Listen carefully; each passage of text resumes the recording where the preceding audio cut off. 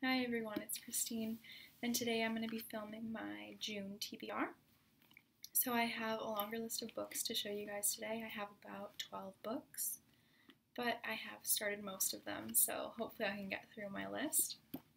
The first book that I want to show you, or the first two books that I want to show you guys, are both nonfiction, and they are both written by Roach. The first one I want to show you is Stiff by Roach, and this is about what happens to the human body after death and the ways that the human body can be used for science. I'm about 100 pages into this one, and it's pretty interesting. Her writing style is nice. She includes a lot of personal anecdotes, though, so if you don't like that, I wouldn't recommend picking this up. It's really interesting, but at times a bit repetitive. Now, the other one that I want to try and get started is Gulp by Roach. And this one is about the human digestive tract and microbiome. So hopefully I will like this as much as Stiff, and I can learn something from this one as well. Now, the only other piece of nonfiction that I'm going to be reading in June, maybe, hopefully, is a book of collection of essays by Jamison, The Empathy Exams. And this is all about her experiences with empathy in pulp culture, and just everything that she sees related to empathy, which is a really important topic, clearly. And I read the first essay in this one, and it was incredible. It was so beautiful and well written, and so many quotable lines, and it was just great. And the quote on the front cover says, or a bit of it says, that this book will make you a better human, and I think that's true. It's just so full of insightful thoughts and stories that it's just wonderful, and I can't wait to keep reading that. So moving on to the fiction that I'm going to be reading this month, the first thing I want to show you is a book of short stories by B.J. Novak, One More Thing, and I'm really enjoying this so far. I'm only in about page 30. I've read about 3 of the short stories. They're pretty short stories. I mean, some of them are maybe like only a little page long. But they're really interesting. They're really well written again, and he has a way of making them humorous, but at the same time, they really are almost fable-like. So I'm really enjoying that one. Moving on to some more fiction, I'm going to try to read 3 classics in the month of June.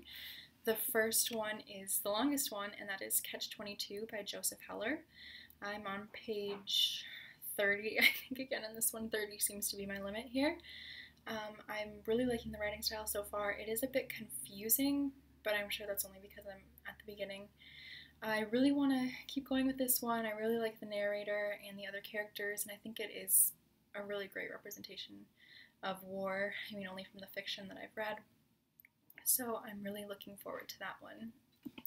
Now, the next one, sort of along the same lines in the writing style, I think, is A Confederacy of Dunces by John Kennedy Toole, which is about a middle-aged man who lives with his mother, and in New Orleans, and he thinks he's just the greatest intellect in the world, which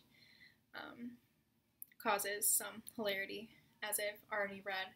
I tried to read this last summer, and I didn't get very far, but hopefully I can get more into this one, because it's supposed to be wonderful and satirical in a way that Catch-22 is as well. So hopefully these two will complement each other nicely. And then the last classic I'm planning on reading this month is Beloved by Toni Morrison. I've never read anything by Toni Morrison before, so starting with Beloved probably wasn't the best choice, but hopefully I can get through it and move on to The Bluest Eye and some of her shorter works. I think this is her longest novel. It follows a former slave who is now living in the northern United States. And it's, so far, I'm about 2 chapters in. It reads more like a ghost story, which is kind of interesting, and I'm really looking forward to seeing how that plays out, and hopefully I'll really love it. So then, moving on, not a classic, but a very intimidating work of literature, is The Goldfinch by Donna Tartt. And as I mentioned before, I read The Secret History, and I love Donna Tartt's writing style, so hopefully I can get into The Goldfinch in a similar manner. And since I have never been to New York, I'm really looking forward to reading about it in such an interesting from an interesting viewpoint.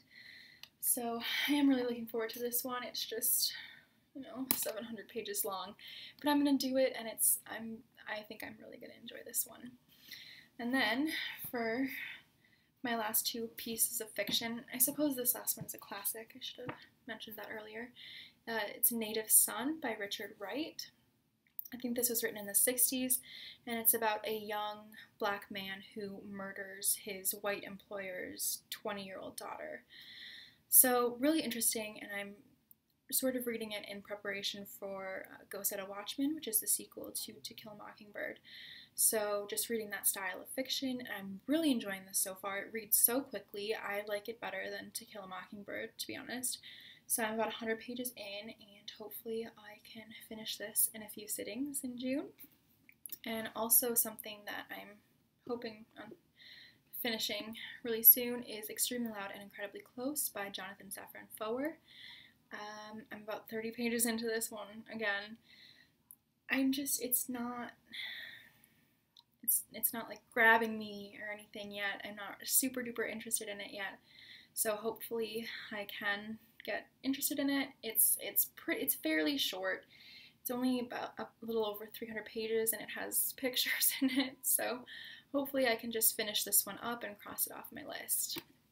Now moving on, I only have 2 books left, and one of them is the Saga of the Volsungs, which is an ancient Scandinavian piece of literature. It is literature, it's not poetry. So I bought this as a Christmas gift to myself because it is just so beautiful, and it's fairly slim, so I should be able to finish it, and hopefully I can finish this one. And one of the reasons I wanted to get this one is, I don't know if you can read on the little orange blurb, but it says classics that inspired J.R. Tolkien's The Hobbit. So I liked J.R. Tolkien's work. It was just a little bit wordy for me and intricate. So hopefully by reading some of the source material, I can get that vibe without having all of the excess language that came with J.R. Tolkien's works. And then along that fantasy vein, this month I'm going to try to pick up A Clash of Kings by George R.R. Martin. And if you watched my May 2015 wrap-up, I read Game of Thrones, so you know how I feel about that. But hopefully in this one, the story kind of picks up. Maybe Game of Thrones was just, the beginning, and hopefully A Clash of Kings will get more action, and hopefully I can like some of the characters a little bit more. So that is what I'm going to try to read in June of 2015. Hopefully I'll be able to accomplish that. And thank you for watching, and I hope to see you all soon.